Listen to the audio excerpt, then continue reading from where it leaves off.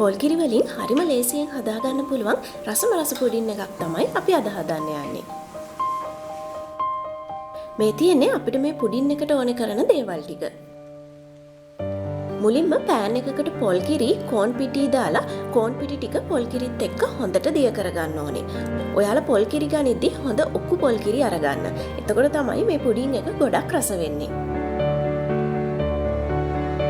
දැන් මේකට සීනි, ලුණුයි, වැනිලා ටිකයි දාගන්න.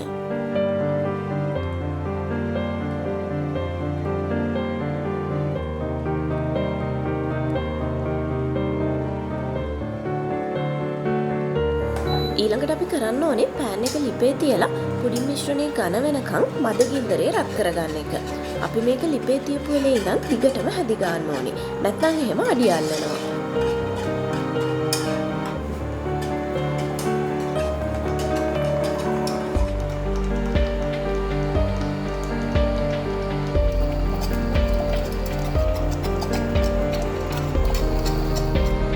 මිශ්‍රණය මෙන්න මේ වගේ ඝනට වැක්කිරෙන ගානට එනකන් රත් කරගන්න.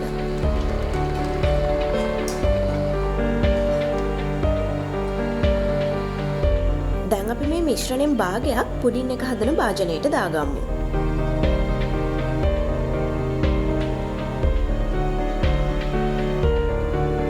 මිශ්‍රණයේ ඉතුරු ටිකට ඔයාලා කැමති පාටකින් කලරින් ටිකක් දාලා කලවම් කරලා ඒකත් පුඩින් භාජනයටම හෙමින් සැරේ දාගන්න.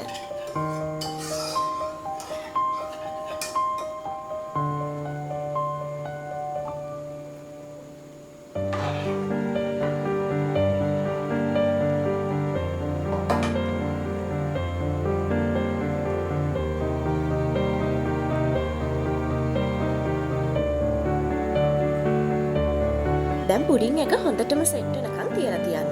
මේ පුඩින් එක සෙට් වෙන්න ෆ්‍රිජ් එකේ තියන්න ඕනේ නෑ. නිකන් එළිය තියලා තිබ්බත් සෙට් වෙනවා. දැන් නම් අපේ පුඩින් එක හොඳට ලස්සනට සෙට් වෙලා තියෙන්නේ. අපි දැන් මේ පුඩින් එක භාජනෙන් එළියට අරගෙන අනිත් පැත්ත හරවලා උඩින් ඩෙසිකේටඩ් කොකනට් ටිකකුත් තියගමු.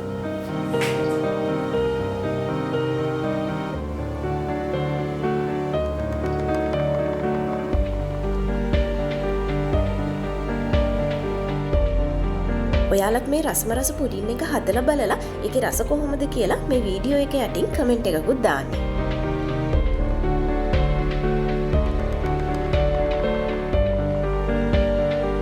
ඔයාලා තවමත් මගේ channel එක subscribe කරලා නැත්නම් මගේ channel එක subscribe කරලා ඒ ළඟම තියෙන bell icon එකත් click කරන්න.